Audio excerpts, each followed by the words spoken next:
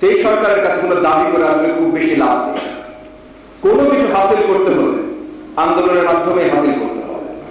কোনো কিছু হাসিল করতে হলে এই সরকারকে সরিয়ে হাসিল করতে হবে।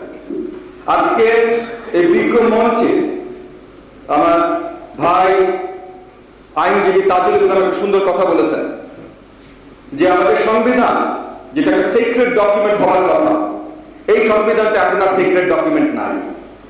এই সংবিধান এই আওয়ামী ফ্যাসিস্ট সরকার তাদের যেইভাবে ইচ্ছা সেইভাবে তারা লিখে বেড়াচ্ছে। সো 15th অ্যামেন্ডমেন্ট যেমন করেছে তেমন 16th অ্যামেন্ডমেন্টও করেছে যে বিচার বিভাগের উপরে তারা ইচ্ছা মতো হস্তক্ষেপ করতে পারে। সো সংবিধান নিয়ে আমরা এই আওয়ামী ফ্যাসিস্ট সরকারের কোনো কথা শোনার আমাদের কিছু নাই। তারা এই সংবিধানের মাধ্যমে গণপ্রজাতন্ত্রী বাংলাদেশকে যেখানে জনগণের প্রজা হবে আইনজীবীরা, জনগণকে উল্টা প্রজা বানিয়ে রেখে দিয়েছেন। এই সংশোধনের বদল ছাড়া আমাদের জাতিগতভাবে কোনো বদল আনা সম্ভব না।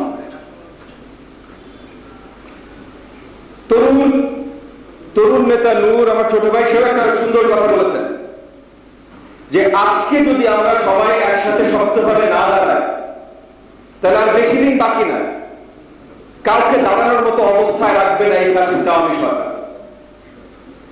সো আমরা কার কি মত আছে, কার কোথায় মতবিরোধ আছে, এই জায়গাগুলো না দেখে প্রথমে এই ফ্যাসিস্ট আওয়ামী সরকারকে সরানোর জন্য আমাদের ঐক্যবদ্ধ হতে হবে।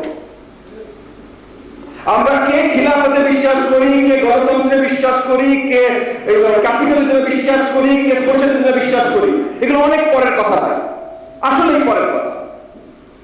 আপনার বাড়িতে ভাই ডাকাত আসছে, আপনি পুলিশের উপরে বেশি বিশ্বাস রাখেন, অন্য কিছুর উপরে বেশি বিশ্বাস রাখেন, র্যাবের উপরে, ডিবির উপরে, এইটা এখনকার আলোচনার বিষয় না। এখন কথা হলো ভাই ডাকাত ছাকা।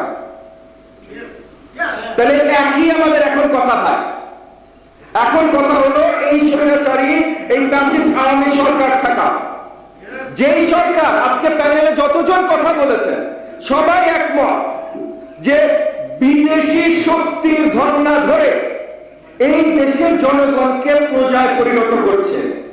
বিদেশি শক্তির ধর্ণা ধরে এই দেশের জনগণকে প্রজায় পরিণত করছে।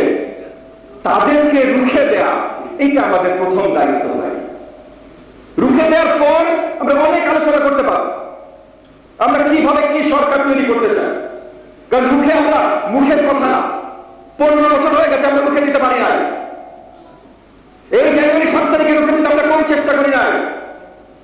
আজকেও জাতীয় নেতৃবৃন্দ যারা আমার আগে বক্তব্য রেখেছেন তারাও বলেছেন যে আমাদের সেলফ রিফ্লেকশনের দরকার আছে, আমরা কি কি ভুল করেছি। তো 15 বছরে যদি আমরা রুখে দিতে না পারি 5 মিনিটে রুখে দিব, এটা তো হবে না ভাই। এমন তো না যে আমরা চাইলে 5 মিনিটে রুখে দিব। রুখে দেওয়ার আগে ভাই তাদের আমরা চিন্তা করে নিই নেক্সট সরকারের রূপরেখা কি হবে। না, নেক্সট সরকারের রূপরেখা কি হবে এটা যে গুরুত্বপূর্ণ আলোচনা না, সেটা এক মুহূর্তের জন্য বলছি না, গুরুত্বপূর্ণ আলোচনা হয়। আমরা খিলাফতে যাব, ডেমোক্রেসিতে যাব, কি যাব, গুরুত্বপূর্ণ আলোচনা। কিন্তু ভাই তার থেকে অনেক বেশি আলোচনা আগে যান বাঁচা। আজকে না দাঁড়ালে বাকি বেশি দিন নাই যখন দাঁড়ানোর মতো কাউকে বাকি রাখবে না। আমরা সবাই দাঁড়ানোর জায়গায় থাকবো না, আজকেই দাঁড়াতে হবে।